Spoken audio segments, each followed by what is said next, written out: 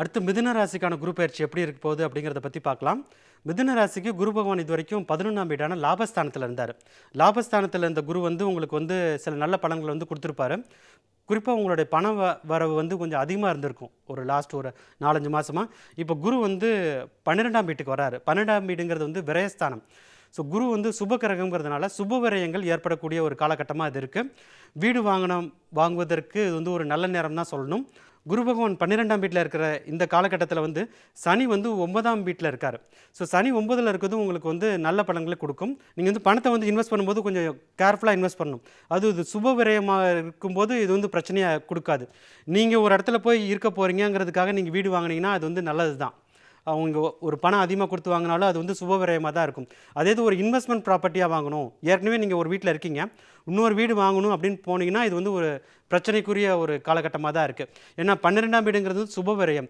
நீங்கள் வந்து இந்த சமயத்தில் வந்து ஒரு இன்வெஸ்ட் பண்ணி வந்து உங்களுடைய பணத்தை வந்து 2 மடங்காக பெருக்கணும் அப்படின்னு நினச்சிங்கன்னா இது வந்து அந்த அளவுக்கு ஒர்க் அவுட் ஆகாது. இதுக்கு முக்கியமாக இன்னொரு விஷயம் என்னென்னு பார்த்தீங்கன்னா, கேதுவும் 4ஆம் வீட்டில் இருக்குது. ஸோ கேது 4ஆம் வீட்டில் இருக்கிறது வந்து இன்வெஸ்ட்மெண்ட் பண்ணும்போது ஒரு வில்லங்கமான ஒரு ப்ராப்பர்ட்டியை நீங்கள் வாங்குவதற்கான ஒரு வாய்ப்பு இருக்குது. அதனால் எல்லாத்தையும் ஒரு விசாரிச்சுட்டு வாங்குறது நல்லது. குடும்பத்தில் வந்து சுபகாரியங்கள் நடத்துறதுக்கு இது வந்து கண்டிப்பாக ஒரு நல்ல நேரம் தான் சொல்லணும். ஏன்னா அதில் எந்த ஒரு பிரச்சனையும் இருக்காது. வேலை பார்க்குறவங்களுக்கு வந்து இது வந்து ஒரு ஆவரேஜான ஃபேஸ். ரொம்ப ஒரு பிரமாதமாகவும் இருக்காது, அதே மாதிரி ரொம்ப ஒரு சோதனையான ஒரு காலகட்டமாகவும் இருக்காது. ஒரு மிக்ஸ்டு ரிசல்ட்ஸாக இருக்கும். வெக்கேஷன் போகணுன்னா இது வந்து ஒரு பிரமாதமான காலகட்டம். அதாவது வேறு ஒரு கண்ட்ரிக்கு நீங்கள் வந்து சுற்றி பார்க்க போகணுன்னா கூட இந்த ஒரு பீரியட் வந்து யூஸ் பண்ணிக்கலாம். 12ஆம் வீட்டில் குரு இருக்கும்போது வேற்று தேச பயணம் வந்து உங்களுக்கு கண்டிப்பாக இருக்கும்.